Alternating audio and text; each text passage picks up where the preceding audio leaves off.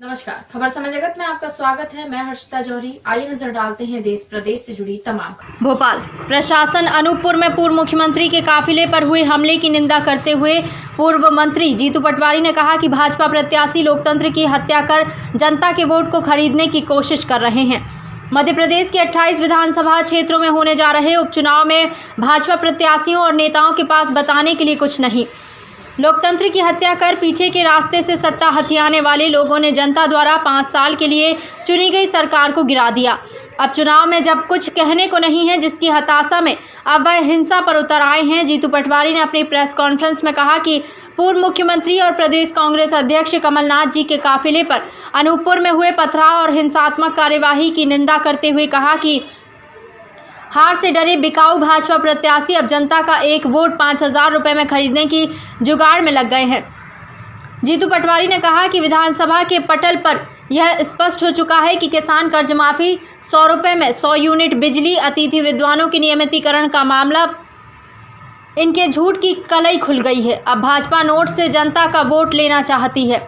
पहले भाजपा ने जनता द्वारा चुनी गई सरकार गिराकर लोकतंत्र को कलंकित किया, अब नोट के बल पर वोट के अधिकार को कलंकित करना चाहती है। पूर्व मंत्री जीतू पटवारी ने भाजपा की हार की बौखलाहट में हिंसा पर उतर आए। कुछ दिन पहले भाजपा नेता नरेंद्र सिंह तोमर ने ग्वालियर में अपने कार्यकर्ताओं और नेताओं से कहा कि अगर कांग्रेस का कार्यकर्ता भाजपा के खिलाफ कुछ भी बोले तो उस पर चढ़ बैठो और ईंट का जवाब पत्थर से दो। यह उनकी बौखलाहट, निराशा और हताशा को दर्शाता है। भाजपा नेता हार की हताशा में अपने कार्यकर्ताओं को हिंसा के लिए उकसा रहे हैं। यही कारण है कि जिस तरह अनूपपुर में कमलनाथ के काफिले पर भाजपा कार्यकर्ताओं ने पत्थरों से हमला किया। उन्होंने कहा कि प्रशासन नपुंसकों जैसा व्यवहार कर रहा है। प्रशासन भाजपा कार्यकर्ताओं की तरह व्यवहार कर रहा है। आपको कहा कि लोकतंत्र में जैसा संकट मध्य प्रदेश में आया, ये इससे पहले कभी नहीं आया। और मैं मानता हूं कि ये नई परिस्थितियां जब हमें पार्टी को देखना और समझना पड़ी तो नेचुरल है कि बहुत सी बातें सजगता से कमलनाथ जी का जो कुशाग्रता थी, उनका अनुभव था और लीडरशिप की जो एक साफ गोई थी, उसके अनुसार चयन प्रत्याशियों का सही समय पे। और रही बात, जहाँ तक प्रश्न है कैंडिडेट चयन की स्वीकारोक्ति, मैं समझता हूँ कि इससे बड़ी स्वीकारोक्ति और क्या हो सकती है कि एक भी आवाज़ कहीं से किसी प्रकार की किसी कैंडिडेट के खिलाफ नहीं है।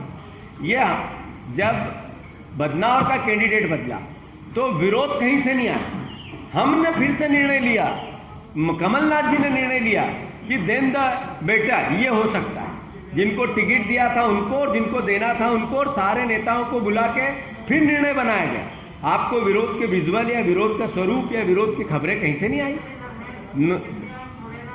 एक बात, एक भावना, मैं समझता हूं कि छोटी मोटी बातों को छोड़ के जनरल परसेप्शन, इससे अच्छा कभी किसी पार्टी के टिकट वितरण में नहीं आया जो कांग्रेस पार्टी और इस समय के 28 कैंडिडेट 27 कैंडिडेट।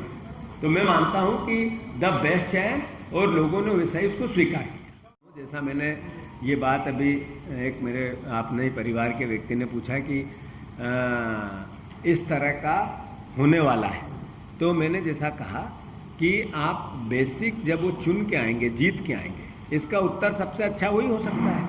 हमारा सर्वे, बीजेपी का सर्वे, इंटेलिजेंस का सर्वे या जितने भी आपकी मीडिया के सर्वे हैं, वो आधार बनाते, 1 मिनट मेरा उत्तर, वो आधार बनाते हैं कि ये दोनों विनिंग कैंडिडेट। अब रही बात, डॉक्टर गोविंद सिंह जी ने ये कहा, मैंने भी सुना उनकी बात, उन्होंने कहा कि इस बार कमलनाथ जी हमारे नेता और एक एक कार्यकर्ता को, एक एक व्यक्ति को, एक एक परिवार के साथी को, पार्टी के सारे व्यवस्थित सिस्टम को भरोसे में लेके वो चयन कर रहे हैं। तो आप उसके अंतर को, उनके असर को, उनकी बात के महत्व को ये समझे कितनी दृढ़ता है कि गोविंद सिंह जी ने कहा कि कमलनाथ जी जो चयन कर रहे हैं द बेस्ट कर रहे हैं, उसको इस तरीके से लें कि इस महामारी में साड़ियाँ बांटी गई, मटके बांटे गए, शोभा यात्रा निकाली गई, पैसे बांटे गए, साड़ियाँ विधायक जो मंत्री जी वो बांट रहे हैं। इमरती देवी ने क्या क्या कहा कि कलेक्टर जिताते हैं, हम जिता देंगे, हम तो जीत जाएंगे, ये आप ही ने मीडिया के डोमेन में है।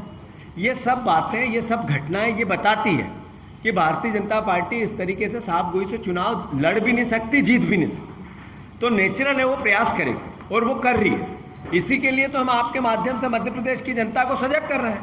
मैं मानता हूं जनता देख रही है, सबक सिखाएगी। धन्यवाद। एक मिनट। खबर समय जगत के लिए संवाददाता शक्ति Bharti Bhopal. For latest news, subscribe to our channel and press the bell icon.